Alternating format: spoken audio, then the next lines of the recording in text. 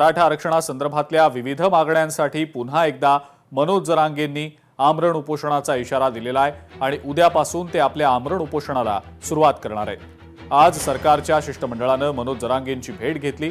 या शिष्टमंडळामध्ये मंत्री राधाकृष्ण विखे पाटील आणि आमदार प्रसाद लाड यांचा समावेश होता। मात्र या शिष्टमंडळाला मनोज जरांगेंची मनधरणी करण्यामध्ये अपयश आलेलं आहे।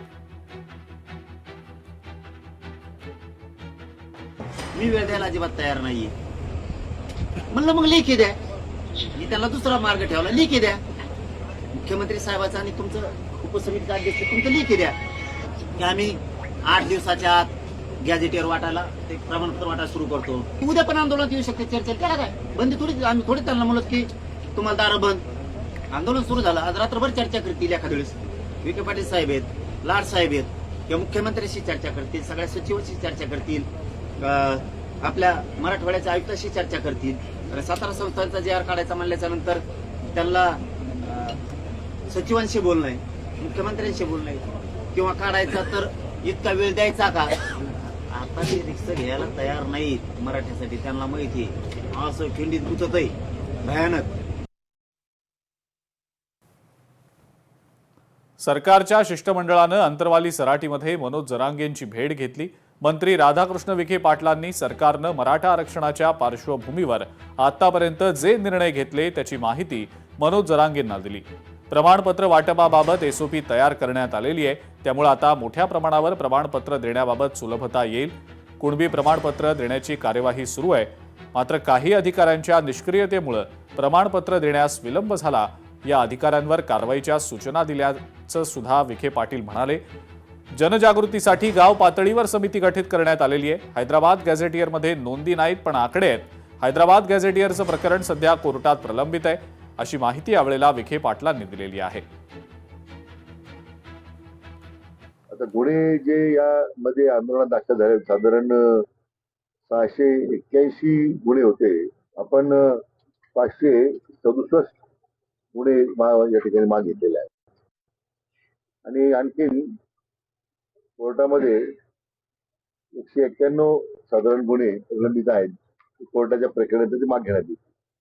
काही प्रमुख मला वाटतं 60 गुन्हे राहतील 668 पैकी की ज्यामध्ये थोडं गंभीर स्वरूपाचे त्याच्यामध्ये चौकशीमध्ये काही आक्षेप होते, त्यातून काही मार्ग काढता येईल का म्हणून आम्ही त्या संदर्भात सातत्यानं विचार करतोय। जी काही आकडेवारी जी आहे माझ्याकडे ती नंतर मी सांगेन त्यांना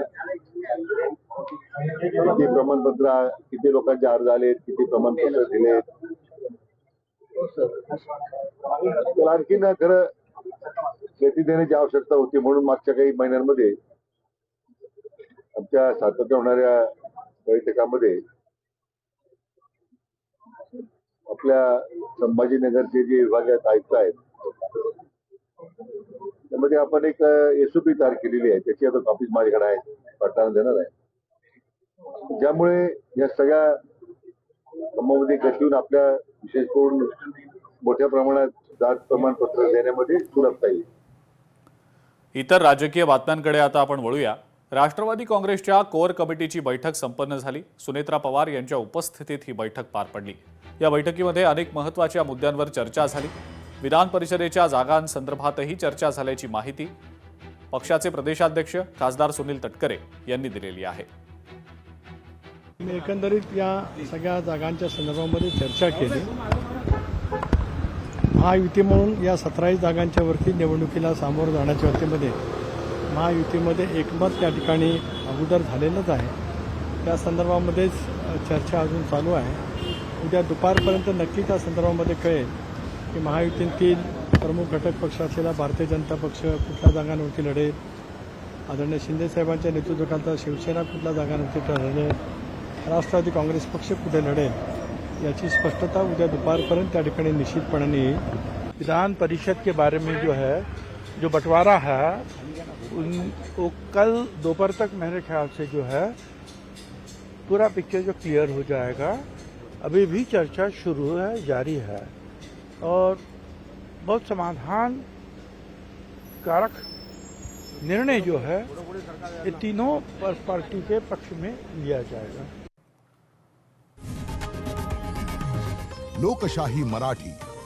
ऐका, पहा, जागरूक रहा.